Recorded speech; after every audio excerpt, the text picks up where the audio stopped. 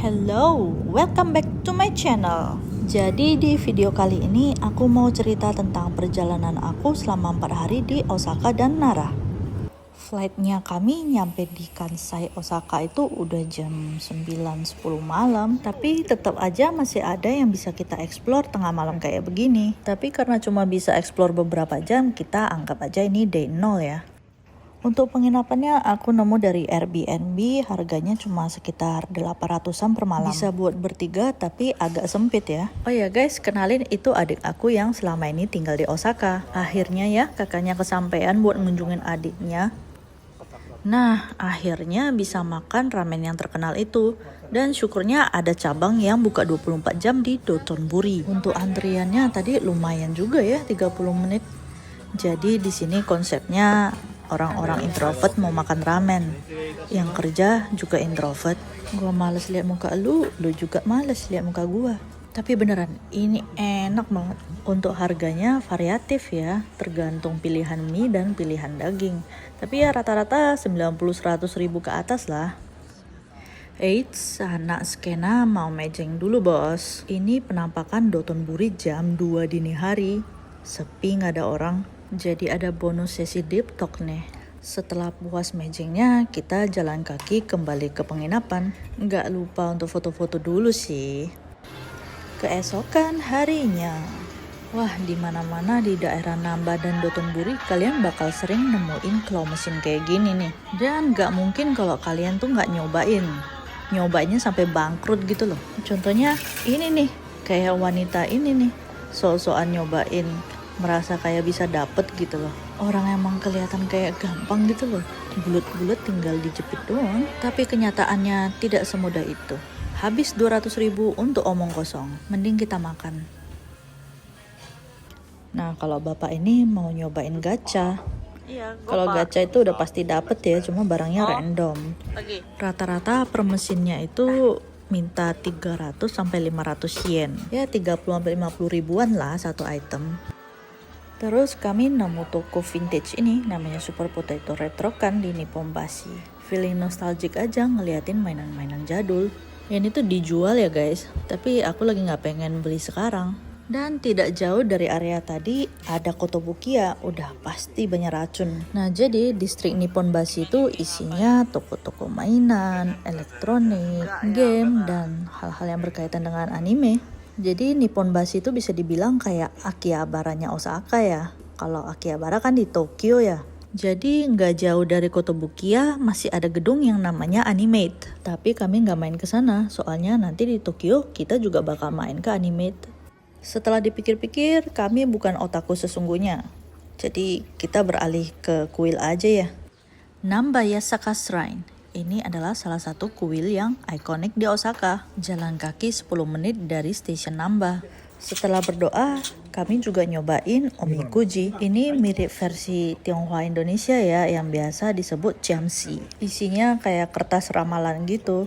Nah, yang bisa baca kanji Jepang ya cuma adikku. Overall bacaannya kami semua bagus-bagus kok. Dan juga aku doain buat semua yang nonton di sini.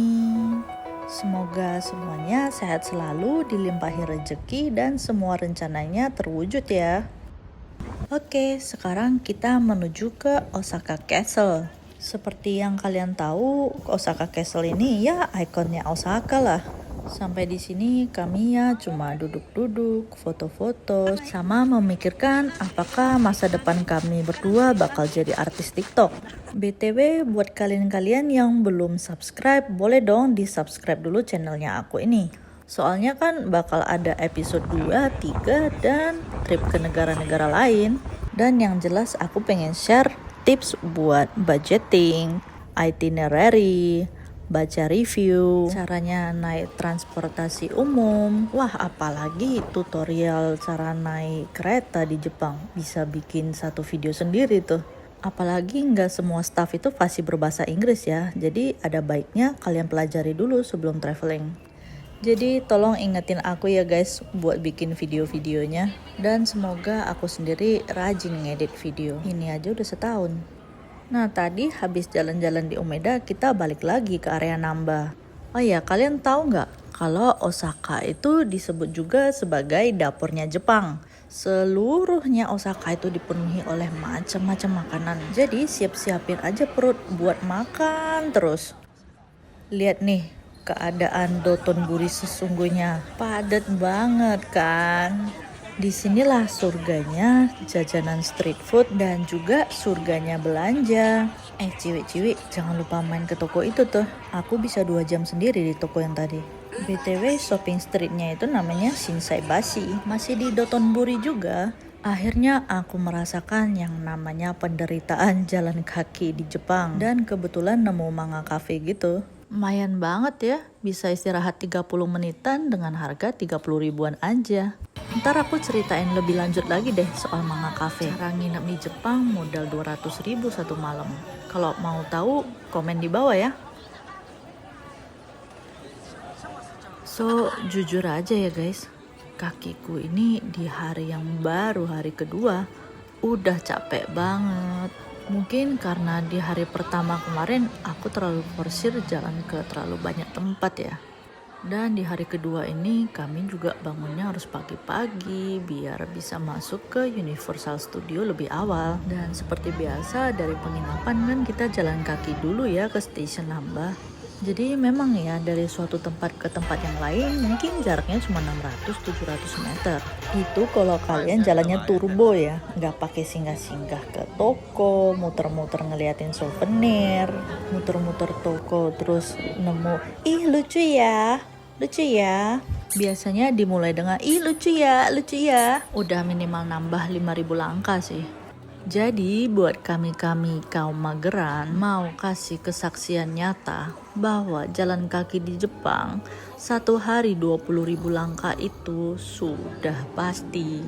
Nah buat kita-kita yang di negara sendiri belum tentu dalam 1 hari ada jalan 2.000-3.000 langkah. Terus jalan ke Jepang dengan list itinerary-nya padat gitu dalam 1 hari. Udah pasti kakinya kalian tuh bakal iya gitu. Soalnya emang orang Jepang itu udah terbiasa jalan kaki dari zaman dulu. Soalnya transportasi umumnya mereka itu terbangun. Jadi mereka tinggal jalan kaki dari rumah ke stasiun apa halte. Ya jarak-jarak 1-2 kilo dari rumah kecil mah. Guys, aku mau jujur nih, selama di Universal Studio kami berdua enggak mood nyobain apapun kecuali bagian yang Harry Potter. Seriusan, kaki kami tuh sakit banget loh. Akhirnya siang itu kami memutuskan pulang aja terus istirahat di penginapan sambil nungguin adikku pulang kerja agak maleman. Terus iya, adikku juga nunjukin steps di HP-nya bahwa memang dalam 1 hari dia bisa jalan hingga 25.000 langkah dalam 1 hari. Setiap hari tuh sambil kerja dan buat dia udah biasa aja tuh. Mending kita berpantun dulu aja ya guys. 3 orang badan kaku mau hunting daging wagyu.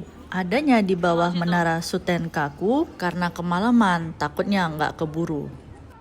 Jadi di distrik Shinsekai ini emang jam 9 jam 10 udah pada mau tutup ya. Untungnya kami berhasil menemukan restoran yang masih menyajikan wagyu.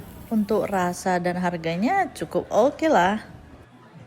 Dan ini sudah hari ketiga kita di Osaka. Dan kami sengaja bangunnya agak siangan sih. Dan aku masih meratapi kesalahanku menyusun itinerary terlalu padat di awal. Dan setelah 2 hari lewat-lewat doang, akhirnya hari ini aku mau shopping-shopping di Shinsaibashi Suji. Buset, tiba-tiba udah malam aja. Seperti yang aku bilang sebelumnya, kalau udah nemu shopping street, minimal setengah hari tuh tiba-tiba hilang. Terus tiba-tiba juga kita pindah ke dunia lain nih. Jadi ini namanya Team Lab Botanical Garden yang viral itu tuh. Jadi Team Lab itu ada 2 ya, satu di Tokyo yang namanya Team Lab Planets. Nah mumpung lagi di Osaka, kita kunjungin nih yang namanya Team Lab Botanical Garden.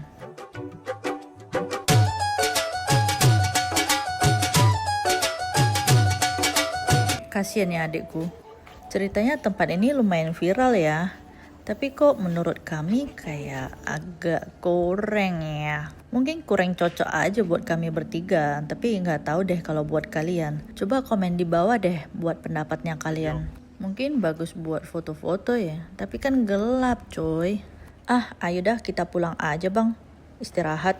Soalnya besokannya kita bakal ke Nara. Naik kereta dari Namba ke Nara tuh sekitar 57 menit. Tujuannya kami itu ke Nara Park, tempat yang banyak rusanya itu loh. Dan kita sempat beli mochi yang katanya terkenal banget. Lihat tuh antriannya panjang banget. Tapi makannya entar aja, kita makan ramen dulu nih. Habis ngisi perut, akhirnya ada tenaga lagi buat jalan ke Nara Park.